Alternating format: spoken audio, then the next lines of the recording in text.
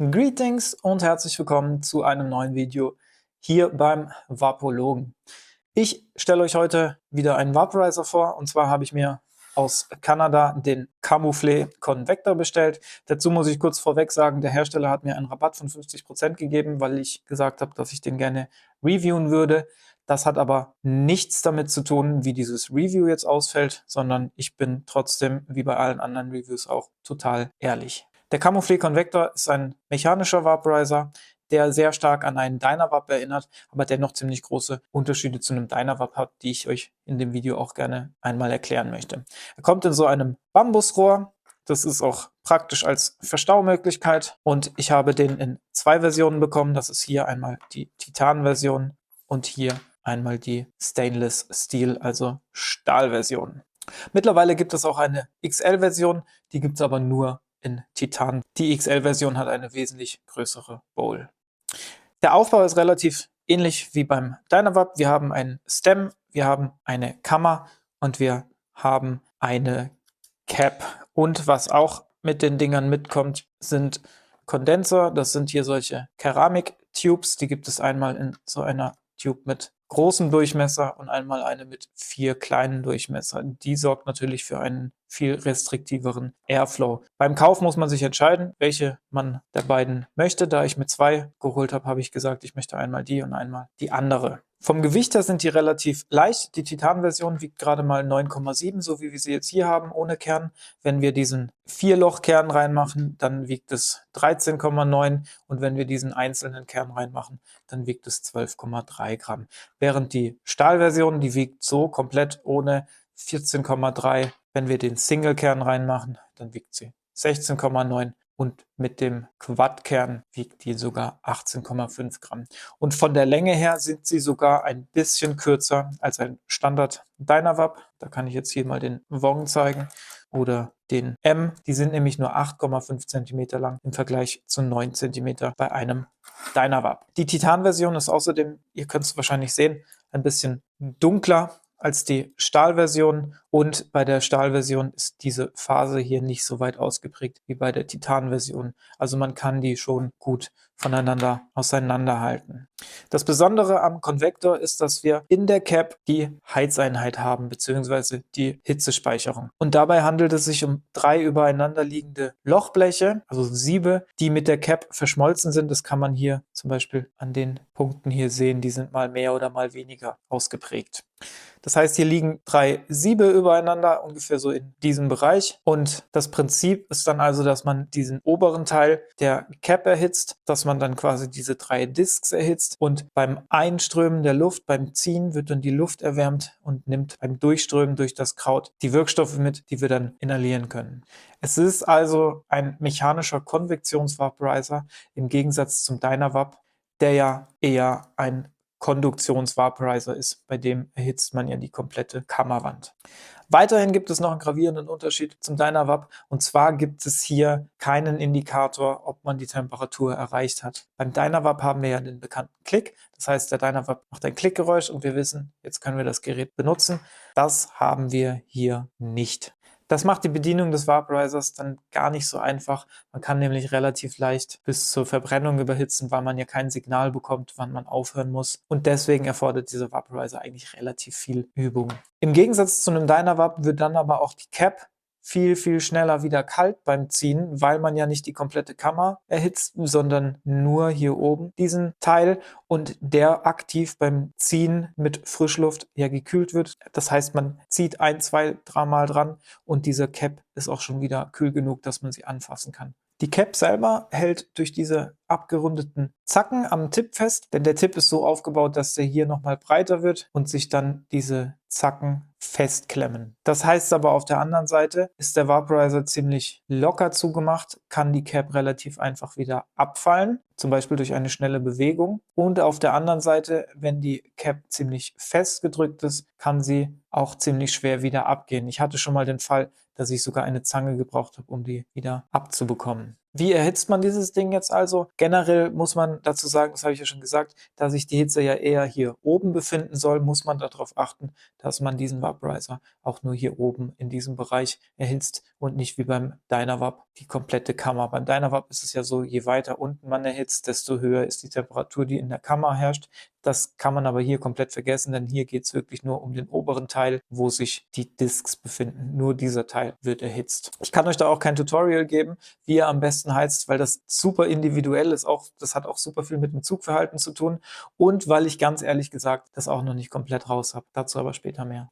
Mit dem Feuerzeug erhitzt man die Cap, aber auch wirklich nur diesen oberen Teil der Cap. Dazu kann man ein einflammiges Feuerzeug nehmen. Dazu kann man ein zweiflammiges Feuerzeug nehmen. Man kann sogar ein vierflammiges Feuer nehmen. Ich habe sogar Leute gesehen, die große Bunsenbrenner genommen haben. Also da kann man wirklich alles nehmen. Es kommt da wirklich auf die Technik drauf an. Hast du es wirklich raus, damit zu vapen.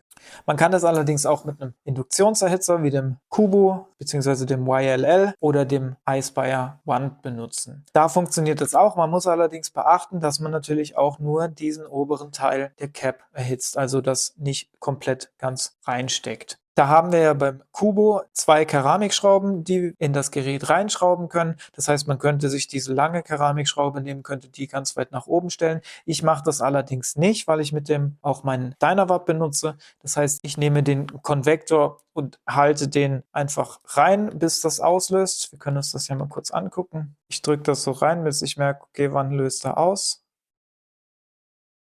Jetzt löst er aus und heizt und dann heize ich ein bisschen und ziehe und probiere aus und heize ein bisschen nach und ziehe. Und das mache ich, weil ich, wie gesagt, damit auch Dynavaps erhitze und der wesentlich schneller auf Temperatur kommt als der Dynavap. Das heißt, den kann ich festhalten und warten, bis es soweit ist. Den Dynavap stelle ich rein und warte. Deswegen ändere ich da die Schraube nicht. Genau, so würde man mit ihm mit dem YLL bzw. mit dem Kubo V2 benutzen.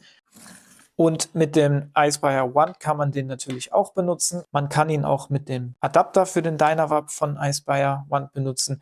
Dann muss man auch darauf achten, dass man das nur so weit reinmacht, bis er anfängt auszulösen und zu heizen. Das sieht man ja beim iSpire One auch ganz gut an dem Farbwechsel der LED. Ich heize den Konvektor allerdings ohne den Dynavap Adapter, weil es meines Erachtens so wesentlich besser funktioniert. Und zwar drehe ich den Wand um, löse aus und stecke dann den Konvektor schräg rein und drehe dabei. Das heißt, somit wird möglichst viel der oberen Seite des Tipps erhitzt. Und so ist es auch wesentlich schneller, als wenn ich ihn so reinstecke, bis es auslöst. Das heißt, so habe ich eigentlich die beste Performance mit dem Ding oder mit einem Feuerzeug. Das ist mein Geschmack dabei. Man kann natürlich auch von hier oben den schräg rein machen, aber da ist mir aufgefallen, dass ich dadurch, dass der immer hier an dieser anderen Glaswand dran reibt, dass sich die Cap löst und die mir dann schon ein-, zweimal heiß in den Schoß gefallen ist. Deswegen nehme ich lieber die Rückseite. So, was mir generell aufgefallen ist, das habe ich ja schon gesagt, das Ding hat eine super starke Lernkurve. Es ist super schwierig, das zu beherrschen. Aber dazu muss man auch sagen, ich habe beide Geräte bekommen. Ich habe die Titan-Version bekommen und ich habe die Stahl-Version bekommen.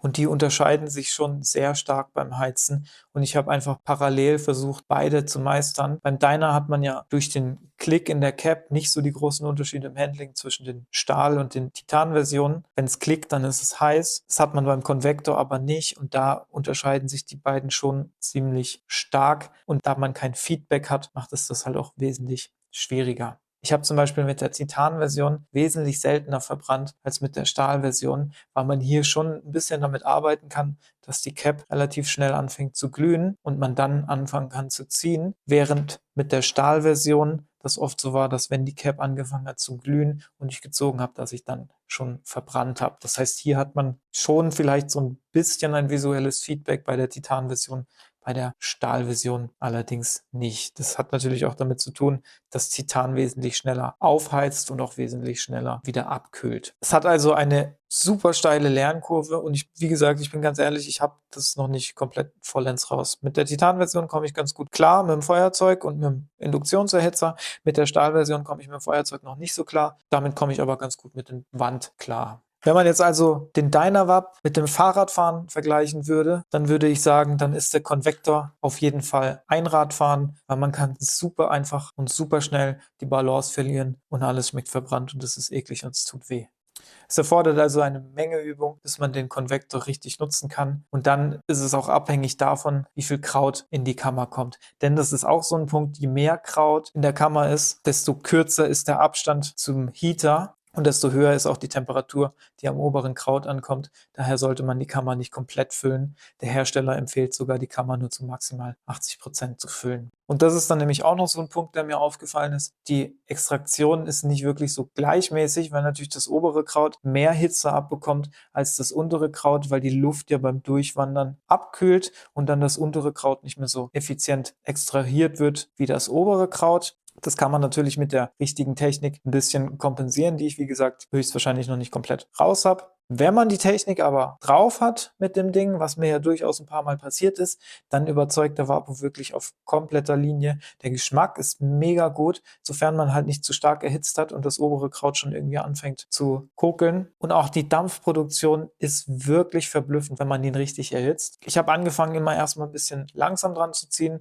und dann den Zug währenddessen immer ein bisschen zu beschleunigen, weil die Cap relativ schnell wieder abkühlt. Und gerade durch dieses relativ schnell wieder abkühlen muss man halt eigentlich auch nach jedem längeren oder jedem zweiten, dritten Zug ein bisschen nachheizen. Das ist auch was, das könnte manchen nicht gefallen, manchen finden das wieder cool. Was ich nicht so cool finde, ist, dass der Stem irgendwie nicht so cool designt ist wie ein Dynavap. Das ist halt einfach nur irgendwie ein Rohr und beim Dynavap haben wir zum Beispiel auch, weiß nicht, ob man das auf der Kamera hier sehen kann, genau, aber da haben wir hier auch diese Einschlüsse, oder diese Einkerbungen, dass die O-Rings ein bisschen besser halten. Das haben wir hier halt komplett nicht. Also da merkt man, dass Dynavap da schon sehr viel getankt noch war. Ich meine, das hält trotzdem und es ist funktionabel und alles top, aber ist mir nur aufgefallen. Was aber mega cool ist, dass das Ding den gleichen Anschluss hat wie ein Dynavap. Das heißt, wir können den Tip des Konvektors auch einfach auf einen Dynavap nutzen und entsprechend alle möglichen Dynavap-kompatiblen Stems auch mit dem Konvektor nutzen. Das ist ganz cool. Da kann man dann auch, kann man jetzt hier in dem nicht, aber wenn man den hier zum Beispiel nutzt, kann man sich auch wieder einen Airport dazu holen. Den hat man bei den Original-Konvektor-Stems nicht. Dann kommen wir noch kurz zu den Keramikrohren. Das lässt sich relativ schwer zusammenbauen, die Keramikrohre in diesen Stem, weil die Ringe relativ steif sind. Ich habe aber das Gefühl, dass das mit der Zeit immer einfacher wird. Und glaubt mir, ich habe das Ding echt oft auseinander und wieder zusammengebaut, weil ich so oft damit verbrannt habe. Und wo wir schon dabei sind, ich habe auch das Gefühl, dass dieser Verbrennungsgeschmack aus diesen Rohren ziemlich schwierig wieder rauszubekommen ist. Meine Vermutung ist, dass das an der Beschaffenheit des Materials liegt. Da es sich relativ rau anfühlt, hat es eine sehr ungleichmäßige Oberfläche und gegebenenfalls etwas tiefere Poren, wo sich dann das Rauchkondensat drin abbildet und das nicht so einfach rauszuwaschen ist. Müsste ich mal probieren, ob das in einem alkoholischen Ultraschallbad besser funktioniert, habe ich aber noch nicht ausprobiert. Man kann den Konvektor, und so habe ich das auch die letzte Zeit gemacht, einfach ohne die Tubes benutzen, weil, wie gesagt, wenn ich die benutze, dann schmeckt es verbrannt und das möchte ich nicht. Liegt aber nur daran, weil ich so oft verbrannt habe. Also per se sind die Tubes nicht schlecht. Diese Vierkanal-Tube sorgt dafür, dass man ein bisschen mehr Luftwiderstand hat beim Ziehen. Das heißt, wenn man eher einer ist, der gerne MTL-Züge macht, dann lohnt sich das Gerät. Wenn man eher auf Direktlungen ziehen will, dann sollte man das nehmen oder gar keins. Vom Hersteller wird eigentlich empfohlen, dass man das Gerät mit direkten Lungenzügen nutzt. Ich finde aber auch, dass man das Ding auch mit MTL-Zügen bedienen kann. Dann muss man aber auch schon mehrere Züge hintereinander nehmen und dann schafft man es eigentlich auch, dass ganz gut Dampf dabei rumkommt.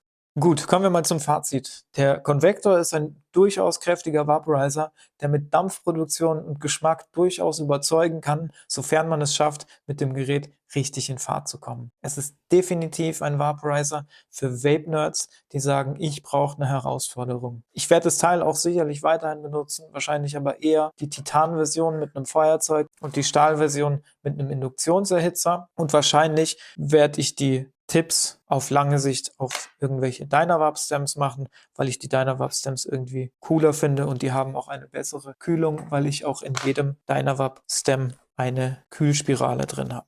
Das war's zu meinem Review zum Konvektor von Camouflet. Falls ihr Fragen zu dem Ding habt, dann haut es in die Kommentare. Macht's gut, Leute. Bis zum nächsten Mal. Euer Vapologe.